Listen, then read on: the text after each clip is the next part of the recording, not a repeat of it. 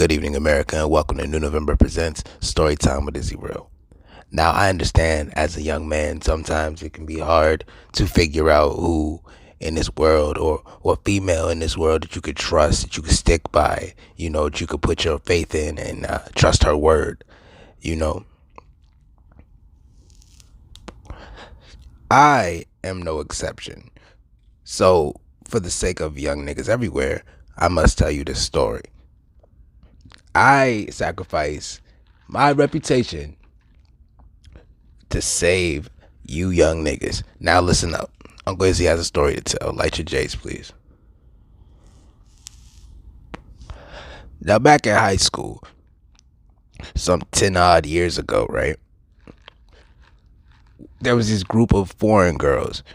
They didn't even go to my school. They just would ride the academy bus to my school. It had something called academy where you would take electives from another school and you could be there for a certain period of time, right? So they took a liking to me and some of my guys. We're like, okay, so we want to see what they're about. They foreign, and this is back, if you're from the DMV area, this is back when Slutty Boys was hot. Like, Fat Trell and them niggas was doing it up. They was like motherfucking bad boy around here. You know what I mean? Shout out to SBSB, right? So the girls, they created this moniker for themselves, this nickname, if you will, called SBF, the Slutty Bitches Foreign. They say that the Slutty Boys themselves called them that. They gave them that name. They ordained them the SBF. I don't know how true that is. It's how legend goes. Long story short, these little bees were sucking and clucking and doing all types of fuckery, right? Just all types of shit with the homies. My dumb ass, I call myself dumb, end up wifing the leader. Wanted to make her my boo and everything. Wanted to make her my little soulmate or whatever, right? So we become a little exclusive thing. Meanwhile, her homies are still fucking and sucking and just going in a running like a train on the crew. Like, you know what I mean? They just with everybody. They with everybody. And if you was there, you know what happened in that brick house. Now, it came a time, I don't know, it was Valentine's Day, I believe. Something like that. I think it was Valentine's Day. We go out to dinner, and like I believe, in my heart of heart, I believe this girl would do nothing wrong. I believe her friends are thoughts to the max, but I believe she's different. I picked the right one out of that Slutty Bitches Foreign crew. Her name was V. We're gonna go with V. That's why I entitled this V for Vendetta, because she was a very vindictive person, but we're gonna get to that. So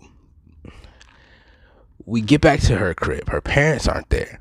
Parents go out of town. Parents leave her, like, I don't know, somewhere around $1,600. You know what I'm saying? Just stashed away, right? We get to the crib. We watch a movie. Watching this movie, Lake House or some shit, right? Watching this movie. She getting these notifications. Right?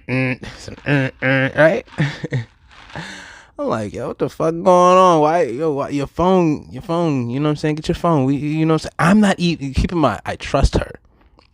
And I believe she is very much different from her friends, her counterparts. I'm like, nah. So I'm not thinking nothing of it.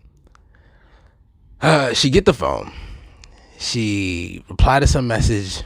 Boom, boom. Joint start going off again. Another 5 minutes later. I'm like, yo, who is that, baby? What's going on, baby? You know what I'm saying? Little young me.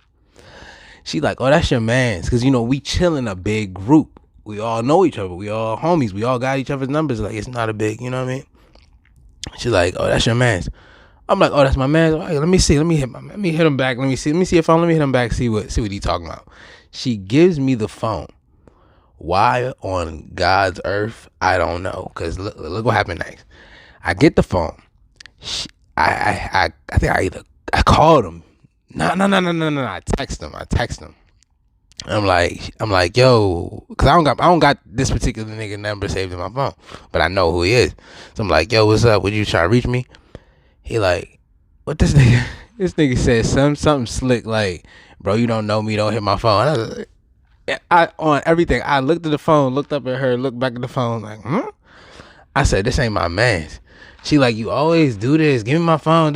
Like, when a female is caught in some shit and she is lying, you automatically become the bad guy. You be confused as shit. If you're not wise to this, young man, listen to me.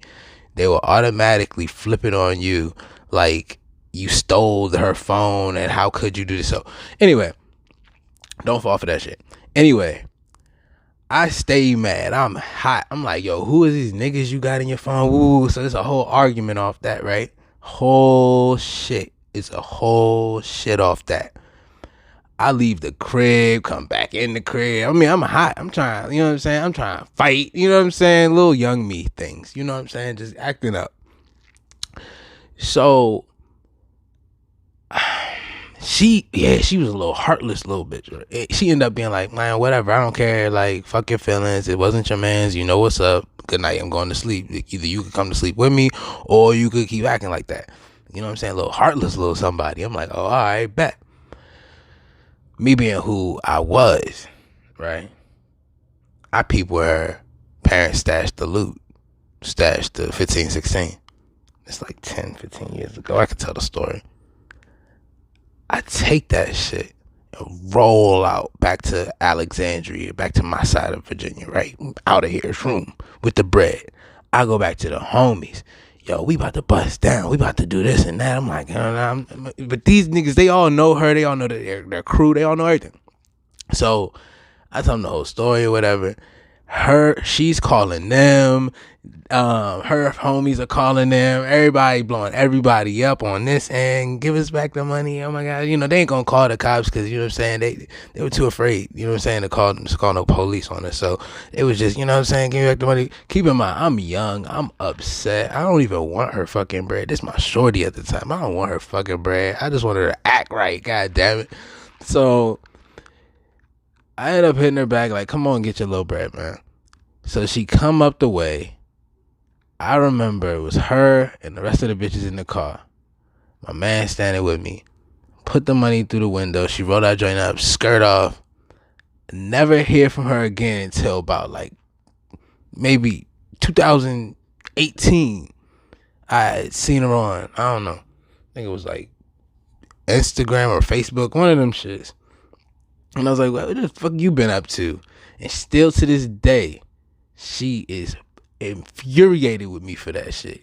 And that is absolutely fine, because you know what? In life, you live and you learn. And personally, I think I'm a lot better person from the experience, and I've moved on and have had a lot of success in the relationship area since then, which is why I can come back and tell you young niggas a story, and hopefully you guys can peep game, see the shit that you like. Look, if a female hang out with a bunch of females who suck dick on the side and don't tell the truth, more than likely she may suck dick on the side and don't tell the truth. Like, for instance, ladies, if your nigga hang out with a group of niggas who all wear one same color bandana and he say he not in the gang, maybe he's lying. With that being said, thank y'all for listening and tuning in to another story time, man. And don't forget to like and subscribe, y'all.